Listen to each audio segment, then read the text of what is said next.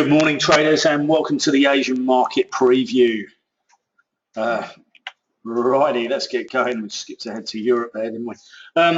Right, so I just actually did a quick little webinar for everyone on holiday markets trading.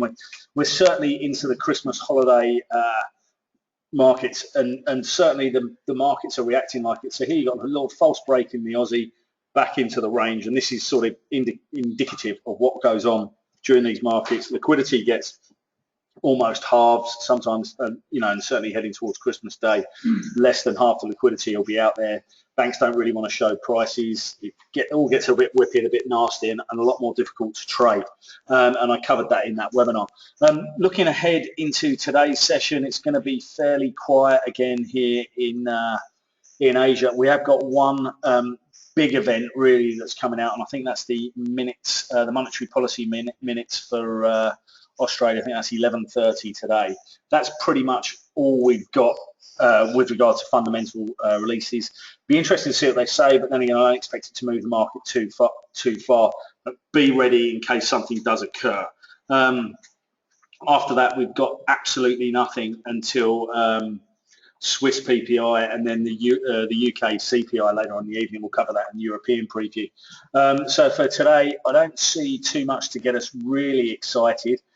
Maybe having a quick look at the Tokyo Open as well. Don't forget, Japan's less affected by the Christmas holidays and the holiday markets. They are actually open on Christmas Day. I know, because I nearly had to work it. Thank you, Johnny Cat, for rescuing me on that one. So just whipping across for that Nikkei Open.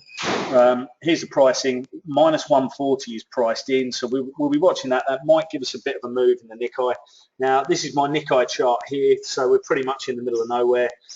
Might give us a quick trade. Let's look at dollar yen as well, which is the easiest one.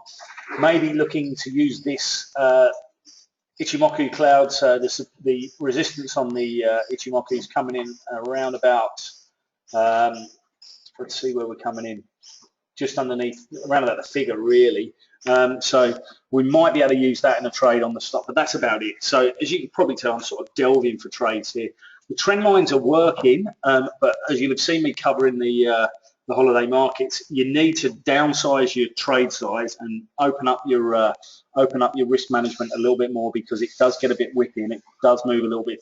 You tend to see a lot of false breaks. Classic false break here in the dollar yen, and they're strewn across the board actually today. So look, there's one in the Aussie, bang, one in the Kiwi, bang, Euro, bang.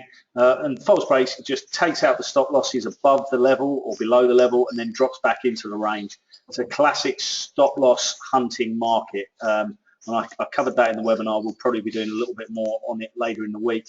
Bearing in mind, we are hitting time when Traders for Traders sort of closes the office. We'd definitely be closed from Friday, trying to quieten things down as we go. So myself and Brad and a couple of boys will be updating stuff from home.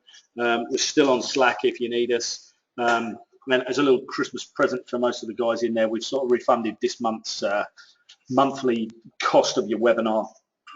And away you go, just to and one of the reasons is we're sort of out of the office for 2 weeks as well, so we're aware our quality diminishes slightly. But it doesn't mean you can't trade these markets at the moment, but just reduce your trade size, reduce your capital expenditure, because it can be a bit whippy. Things don't necessarily move using too much logic in these markets. They can be very much price driven. So by that, big guys suddenly find out they've got a massive amount of sterling. Sterling's the classic that they have to move. Like for me, it was always December the 24th, Christmas Eve. We always wanted to come in and have a nice quiet day, and then some guys like, you know, they've got a massive amount to move. You end up buying sort of like 600, 700 pounds in a very dead market. Good day from a trading point of view, but quite difficult to do with lack of liquidity. Anyway, I digress there. Okay, guys, have a fantastic day. If you need anything, hit us up in the trade zone or whip us an email. Okay, thanks very much. Speak to you soon.